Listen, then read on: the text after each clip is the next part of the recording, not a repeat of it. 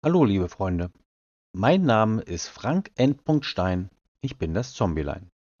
Dieses Video ist ein Review, eine Nachbetrachtung von Puffin Plains. Ich bin dabei wie immer absolut subjektiv und erhebe keinen Anspruch, dass die hier gemachten Aussagen allgemeingültig sind. Zuerst gebe ich ein paar Informationen zum Spiel, danach geht es darum, was besser sein könnte, anschließend sage ich euch, was ich besonders gelungen fand, und zum Schluss gebe ich eine Einschätzung zum Wiederspielwert und ein Fazit. Puffin Plains reiht sich ein in die Riege der Airline-Simulatoren. Wer also Spiele wie Airline Tycoon geliebt hat, könnte hier zumindest mal reinschauen. Für mein Review beziehe ich mich auf Version 16.2. Das ist also nach dem großen AI-Update von Mitte November 2024. Wer zuletzt vor diesem Update gespielt oder Videos geschaut hat, hat einiges an Nachholbedarf. In meiner Puffin Plains Playlist geht es los ab Folge 11. In Puffin Plains erstellt man sich zu Beginn eine Airline, wahlweise auf der Erde oder auf dem Mars. Man wählt seine Spezies aus, die einen bestimmte Eigenschaften, in der Regel individuelle Vorteile, verpassen. Der wirklich spannende Spielmodus ist Hardcore. Hier kann man nämlich gefeuert werden und auch wenn es manchmal nervt, hält einen das Spiel damit auf Trab und bei Laune. Mit ein paar weiteren Settings kann man noch die Anzahl der Gegner und die gewünschte Schwierigkeit anpassen und dann geht es auch schon los. Im Spiel selbst kauft man dann Zugangsberechtigungen für weitere Flughäfen und verbindet diese, auf das sich über die Zeit ein weites Netz an Flügen entwickelt. Die Verbindungen sollte man immer mit ausreichend Flugzeugen mit ausreichend Passagierkapazität versorgen. Weiterhin kann man die Flughäfen selbst ausbauen und dort weitergehende Rechte erwerben und gegebenenfalls wieder verlieren.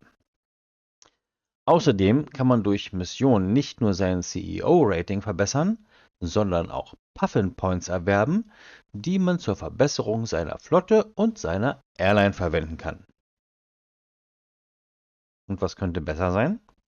Nun, das Spiel ist nicht auf Deutsch verfügbar, sondern nur auf Englisch. Und gerade die deutschsprachigen Spieler waren und sind immer wieder dankbare Klientel für Managerspiele. Es ist nicht so, dass man sich nicht auch mit mittelmäßigem Englisch durchschlagen und Spaß haben könnte.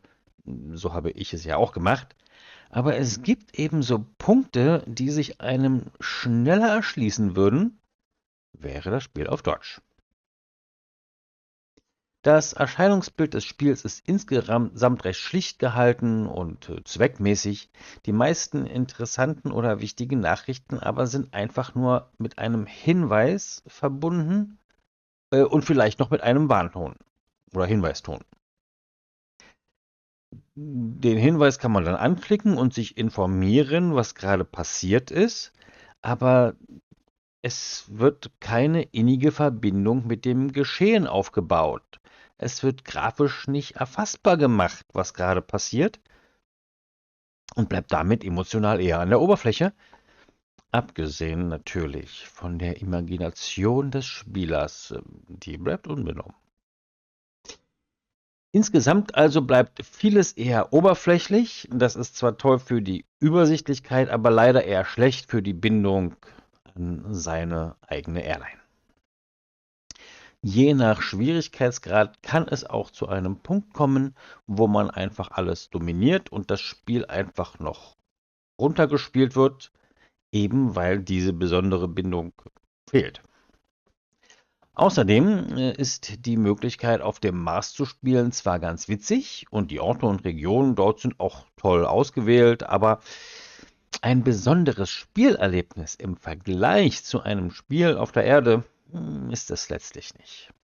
Ein nettes Gimmick halt, Aber vermutlich ist das Spiel auf der Erde mit den bekannten Destinations doch die bessere Wahl. Und was hat gefallen? Nun, das, was ich eben schon negativ wegen der Bindung aufgezählt habe, ist natürlich auch ein Vorteil, weil das Spiel ist zu jeder Zeit sehr übersichtlich. Man kann beispielsweise 100 verschiedene Routen haben, aber für jede Route ist jederzeit so der Status verfügbar. So werden Routen beispielsweise in Rot dargestellt, wenn es hier ein Problem geben könnte. Und so hat man trotz eines gewissen Gewusels und Geflechtes immer alles im Blick und kann reagieren. Und da man jederzeit pausieren kann, geht das auch ganz in Ruhe und ohne große Hektik. Die Schwierigkeit des Spiels ist ganz gut individuell anpassbar. Wenn einem also das Spiel zu leicht oder zu schwer ist, kann man beim nächsten Spielstart dort ein bisschen rumspielen. Hier sollte man aber aufpassen, nicht zeitgleich an mehreren Stellschrauben zu drehen, also zumindest nicht zu sehr. Die Auswirkungen jeder Stellschraube sind signifikant und das Spiel könnte dann schnell zu leicht und langweilig oder zu schwer und damit frustrierend werden. Das Spiel war von Anfang an auch für Multiplayer gedacht. So kann man sich also gemeinsam mit Freunden oder zukünftigen Feinden, was sich schon mal nicht gegenseitig ausschließt, zu einem Spiel zusammenfinden und wer das mag, der ist hier genau richtig. Die Hintergrundmusik ist angenehm und plätschert unaufdringlich vor sich hin.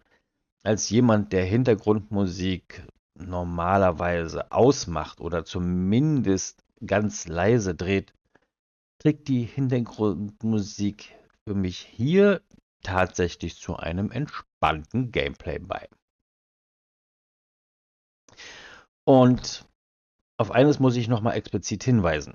Der Entwickler hat sich intensiv mit Rückmeldungen und Wünschen der Spieler beschäftigt und sehr viel davon bereits im angesprochenen AI-Update geändert.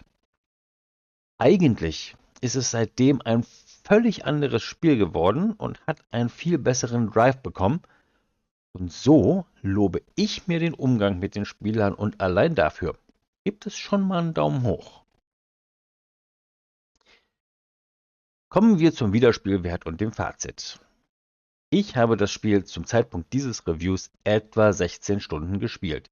Dabei habe ich 24 von derzeit 46 Steam-Errungenschaften erreicht. Das ist etwa die Hälfte. Die Errungenschaften sind soweit alle bekannt und man kann sie gezielt angehen, wird für 100% der Errungenschaften aber definitiv mehrere Durchgänge benötigen. Die verschiedenen Spezies, die Gegner, die einstellbaren Schwierigkeitsoptionen sorgen dafür, dass man immer wieder Spaß mit Puffin Plains haben kann. Allein die fehlende tiefere Emotionalität, also die nüchterne und oberflächlich gehaltene Präsentation, werden dafür sorgen, dass ab einem bestimmten Punkt einfach die Lust auf mehr vergeht. Insgesamt kann ich aber sagen, dass es für mich definitiv hier einen Wiederspielwert gibt und man auch immer mal wieder einfach eine Fun-Runde damit einlegen kann, wenn man entspanntes Gameplay haben möchte. Ich habe das Spiel für knapp 12 € erworben. Das ist der Standardpreis und damit geht man sicherlich kein allzu großes Risiko ein, wenn man auf Managerspiele steht und mit der englischen Sprache nicht komplett auf Kriegsfuß steht. Ich finde, die Balance zwischen Frust und Erfolg wird hier ganz gut bedient. Ich werde also sicherlich noch ein paar Sessions Puffin Plains spielen und meine Ergebnisse der Frust-Erfolgsbalance in der Puffin Plains Playlist mit euch teilen. Und somit ist das Fazit, ja, es ist einen Kauf wert, wie gesagt, wenn man so ein bisschen auf diese Art von Managerspielen steht. Was sagt ihr zu dem Spiel? Schreibt es mir in die Kommentare. Hat euch dieses Review zu Puffin Plains gefallen? Dann gebt ihm einen Daumen hoch und einen netten Kommentar. Habt ihr Ideen, was ich noch spielen, streamen und reviewen könnte? Auch das gern in die Kommentare. Und wer künftige Videos nicht verpassen will, der lässt noch ein Abo da. Bis zum nächsten Mal, euer Zombielein Frank N. Stein.